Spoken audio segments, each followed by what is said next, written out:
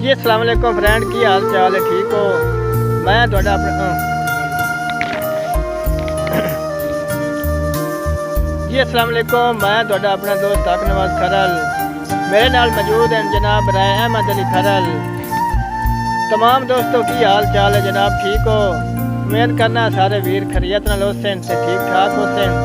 ते मैं अज राज साहब ने रिक्वेस्ट की है कि काफ़ी दिन हो गए हाज़री नहीं हुई, तो तुसी भी आज साढ़े नाल चलो तो हाज़री कर लवीए, तो थोड़े 4-5 जड़े हैं ना दोस्तों की नज़र कर देविए। जी राज साहब की सलाह थोड़ी? इंजे गल है, मैं आख्या बड़े दे हो गए ने। हाँ कोई दोस्तों ने थोड़े सुना लगी 4-5। हाँ तो मैं ख्याल फरमा ना सुनाओ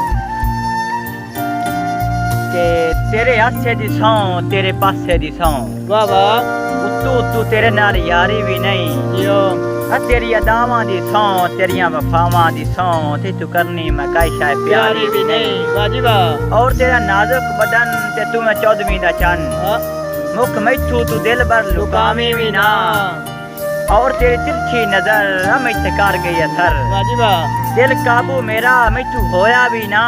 हाँ, पैरा ते वत मैं कमला खलोया भी ना।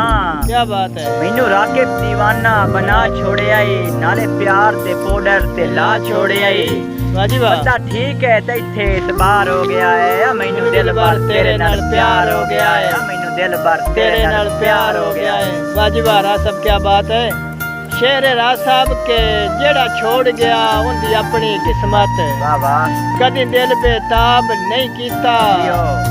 साड़ी कोशिश रही है सारी जिंदगी संगा कतन खराब नहीं कीता। वाह वाह। ते अल्लाह शुरू तू बख्शी है सोच फकीरी, कदी फखर जनाब नहीं कीता। वाह वाह। और जिंदे नाल भी रल के खाता है उनदे नाल हिसाब नहीं कीता।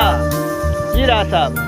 साहब के असी ओ बंदे नहीं जेड़े सज्जन बना के या मोड़ मुक्केड़ जबान तू वंजिए। वाह जी वाह। असी ओ बंदे नहीं जेड़े सज्जन बना के मोड़ मुक्केड़ जबान तू वंजिए। वाह जी वाह। सानू कुट्टी है जदां लुटे वन दे, डर क्यों नुकसान तू वंजिए। जियो ते भाई वाल दे वेख के मैले कपड़े, हाँ खुद क्यों पहचान तू वंजिए। आयो वे सजना वास्ते नियत मलोटे, लगे दर्द जहान तू वंजिए।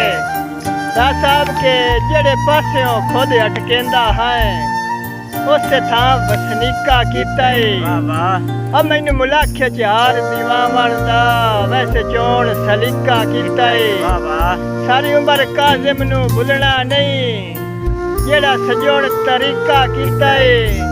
गोडे नाल बहा के गैरां नू मेरे नाल शरीका कीता है। वाह वाह। मेहरबानी जनाब।